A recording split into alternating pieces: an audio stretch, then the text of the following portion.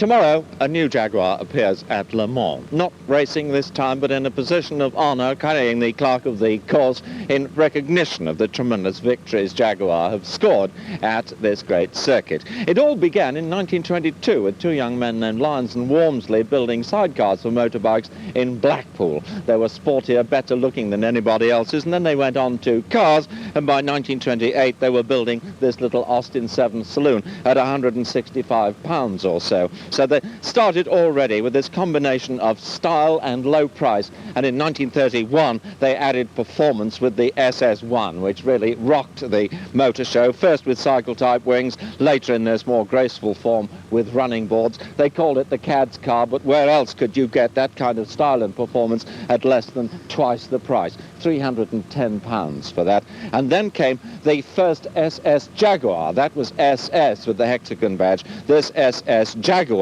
this was 1935, and by then Bill Haynes had joined the company as chief engineer, so an overhead valve engine rather than the side valve engine. This one had a wooden body frame, but later it became all steel and went on until 1948. And then the first of the post-war designs in the saloon range, the Mark V with its 3.5-litre pushrod engine, and then 2 years later, after that, 1950, came the Mark VII, which went on Mark VIII and Mark IX, and with the twin-cam XK engine, dominated saloon car, production car racing at Silverstone for 10 years. Then came the 2.4 with the basic shape we know today, still in the 240, and the Mark X, which we know today as the 420G. Meanwhile, the great Jaguar sports and racing cars were building up a worldwide reputation, beginning in 1933 with a team of tourers in the Alpine trial, then the SS Jaguar 100, which Ian Appleyard used to win the Alpine in 1950, then the immortal XK 120, that won a three-time Alpine winner, Gold Cup, Ian Appleyard again, and then the first of the racing Jaguars, the C-Type, victorious at the Mans 51, and then with disc brakes in 53, and then the D-Type, a pure racing car allying aerodynamics to style, which really laid the foundations of current Jaguar design. You can see there the E-Type nose, and that developed various kinds of independent rear suspension until the Type, which we now have as the standard Jaguar suspension on those production E-Types and on the new model, which was announced yesterday. A new car is born, a new Jaguar, a car which replaces all the middle saloons and takes Jaguar back to their traditional three-model policy on the saloon side. At one end, the 2.4, at the other end, the 420G, and this one in the middle, replacing everything else. As the unit structure body is lowered onto the sub-assemblies, the front suspension unit and cross-member carrying the engine and the steering, the transmission and the rear independent suspension. A car which, before long, will be coming out of the factory in Coventry at the rate of 350 to 400 a week. It's a new model which was unveiled yesterday.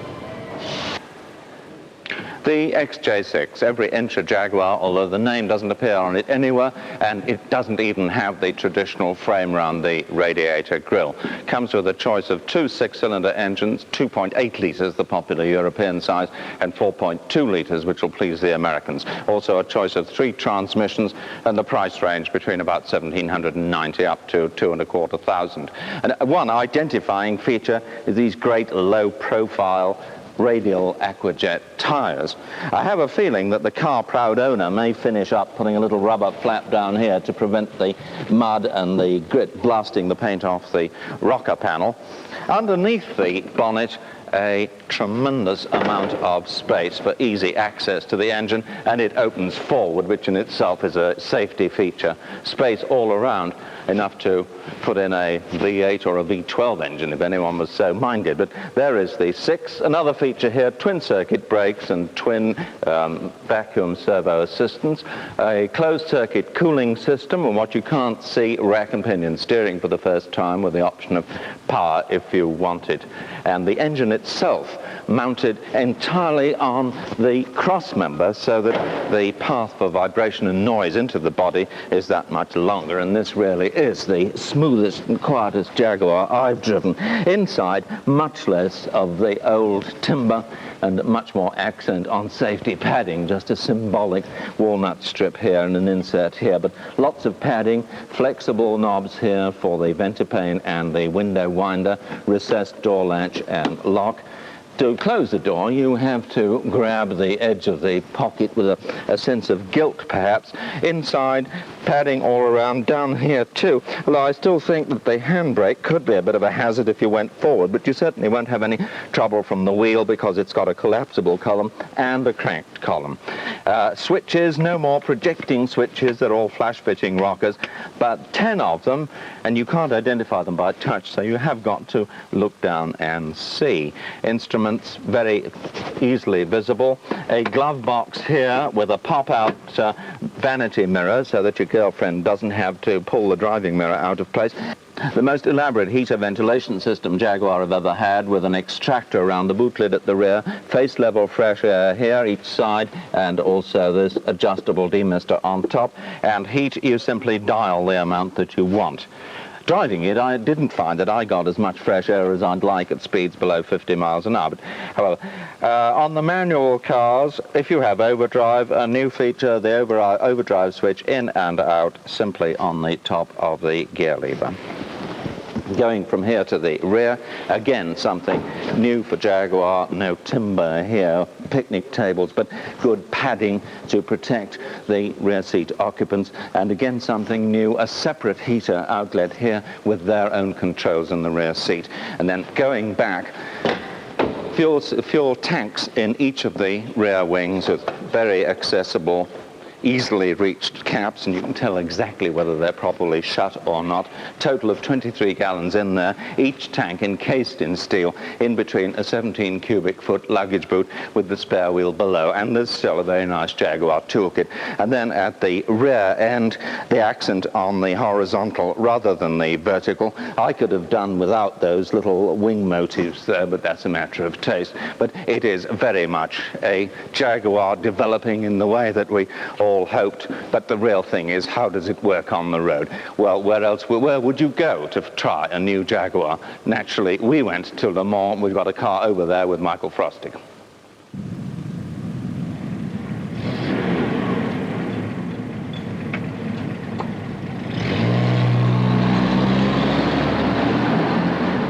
Here among the empty pits and stands at Le Mans, about 4 days before this year's race, is a very good place to look at a new Jaguar, because it was here at Le Mans that a bad old Jaguar image died and a brand new Jaguar image was made.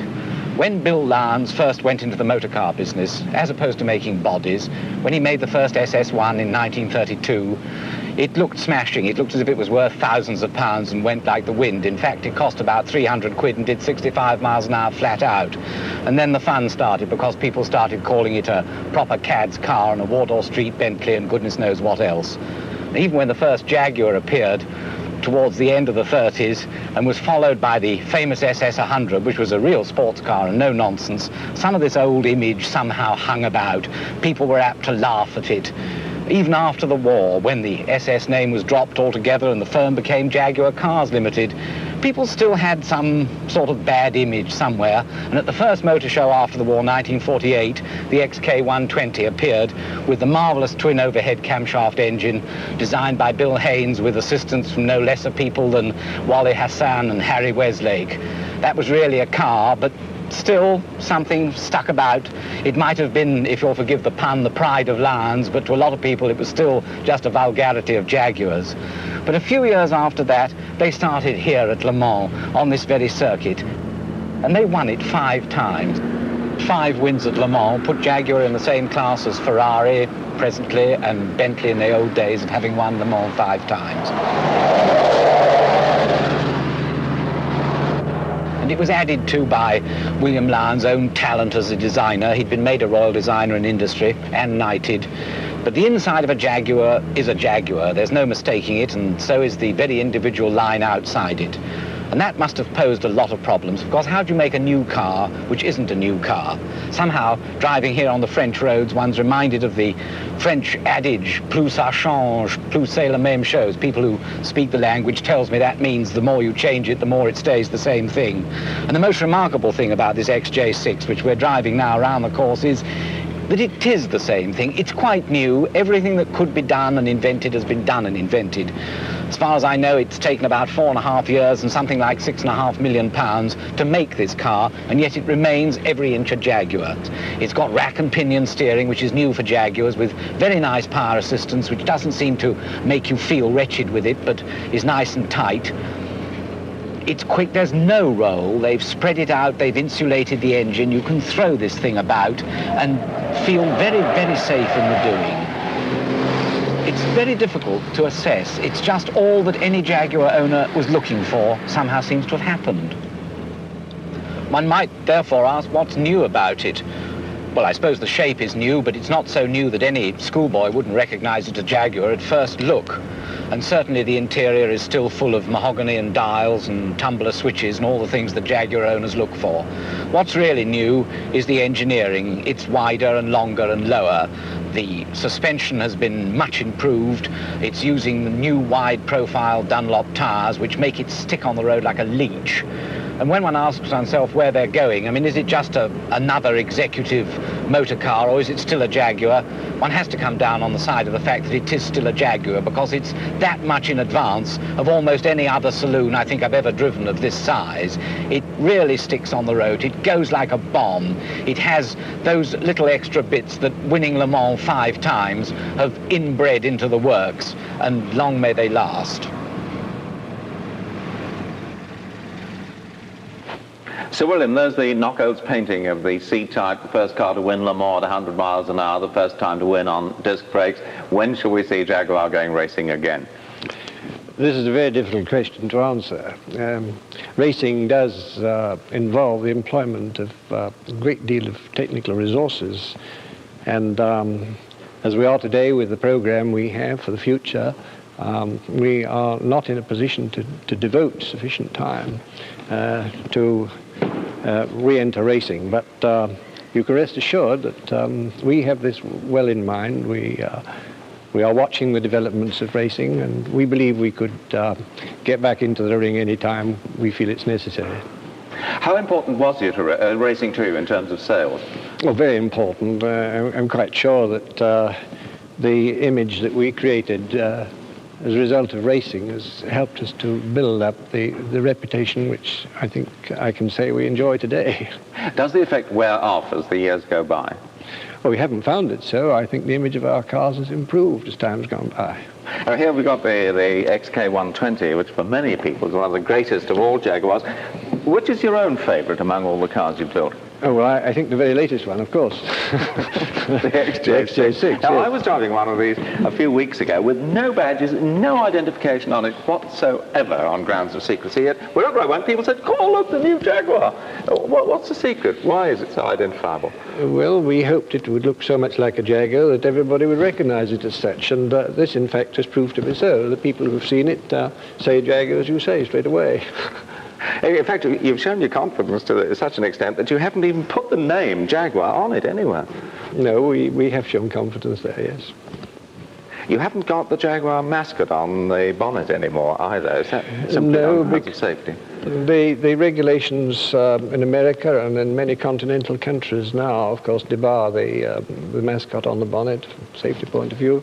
But we've put one on the side, as you see here. We've put a half on each side. We divide it into two. Now, I see that with this model, you continue this policy of having a different styling theme for the saloon and the sports cars. You perpetuate the high vertical front, over vertical, whereas the sports cars are streamlined. You've got streamlined noses, E-type and so on. I see from some of the styling drawings that you did look into having a more streamlined saloon. Why didn't you do it?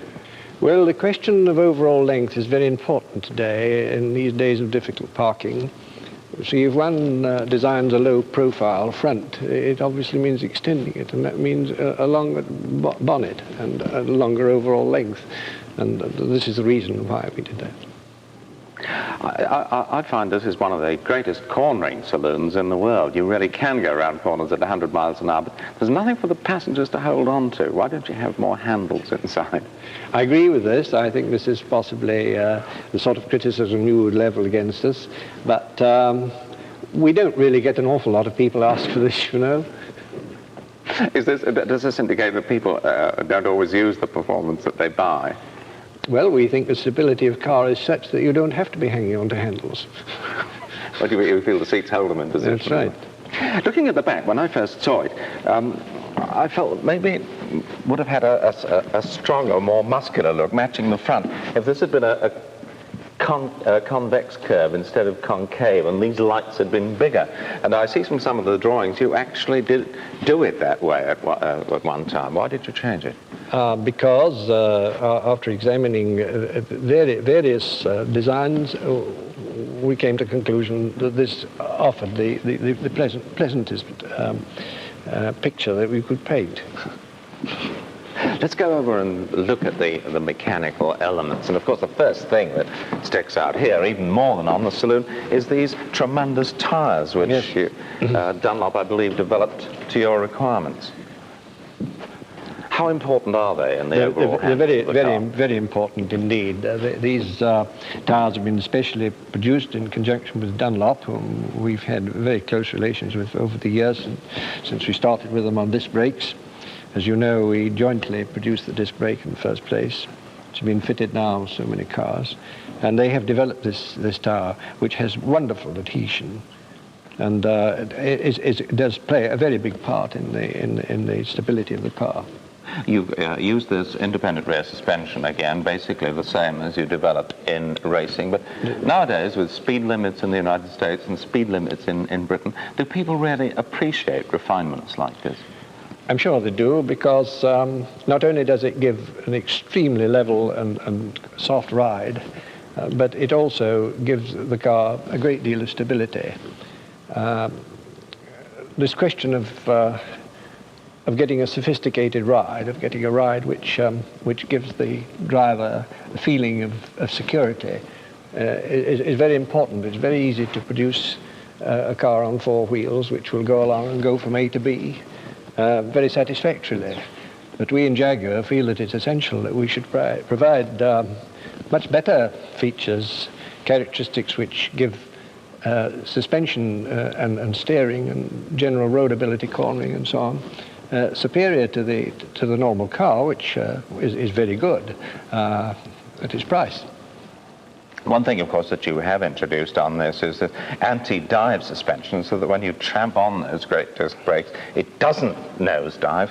But there's another thing now that's very much in the news, and this is automatic leveling, so that load doesn't change the attitude and doesn't change the headlamp beams. Have you ever thought of that? Our research people have been all through this. Mr. Haynes' team has spent a lot of time on this. It does introduce complications. We don't believe in introducing complications if we can avoid it. There are a sufficient number of them already. But I'm not saying that eventually we shall not introduce something of this kind when we are able to devise more simplified means than we've got at the moment. You've gone to rack and pinion steering on Yes. this. Why did you do that? Well, we believe it provides a much more positive control of the wheels, and it enables us to put the rack immediately behind the front cross member, which increases the safety factor very much indeed.